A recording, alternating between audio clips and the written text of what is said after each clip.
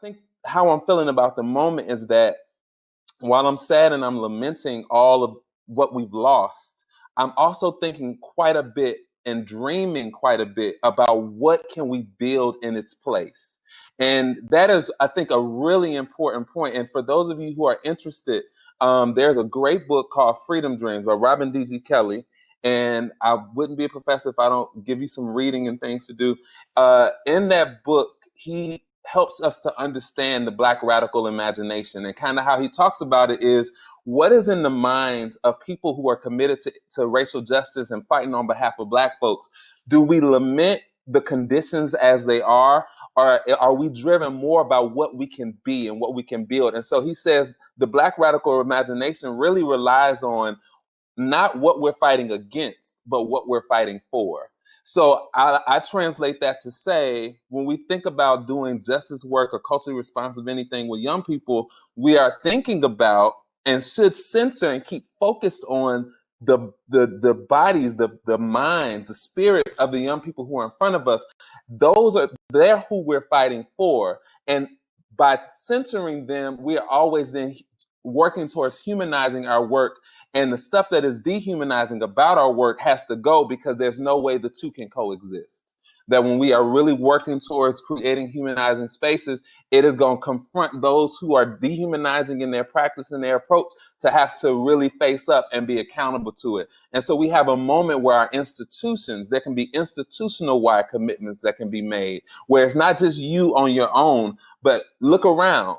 All of us are experiencing the same thing in a different way, but the same sort of tragedy. So we have got to sort of think about, as institutions, how we build coalitions with one another to build something different.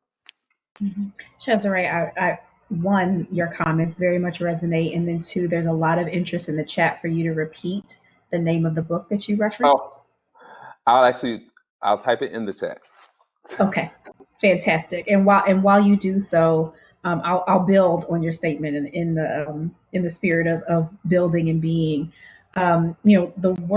The social justice work that we have committed ourselves to, some for years, others for decades, and some are merging into the idea of what it means to be an ally, to be an advocate, to be an accomplice. And the thing that I would invite you all to is to figure out how to make this work sustainable for you. Because I think over the course of the summer, it was an unrelenting feed of what was happening in the streets, what was happening interpersonally, and then giving light to what's happening infrastructurally.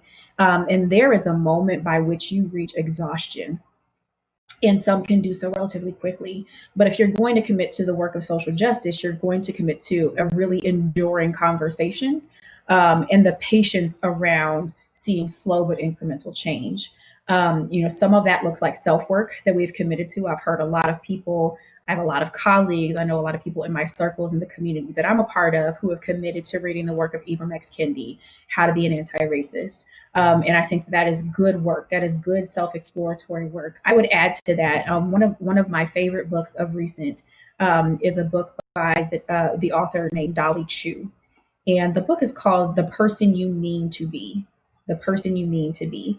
And I, by training and by trade, have facilitated numerous, and at this point, close to 1,000 training or learning sessions on implicit bias or concepts of diversity, identity, and privilege.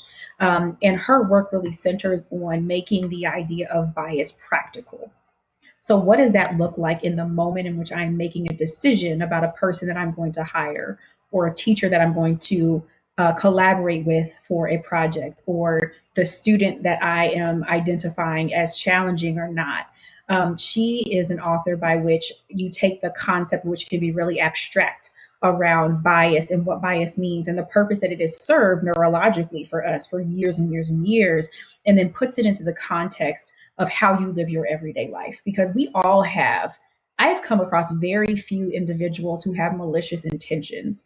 I think I can probably count 3 on my hands over the course of my however many years y'all think I am. And I've come across very few nefarious people. So not everyone comes to the table with bad intentions.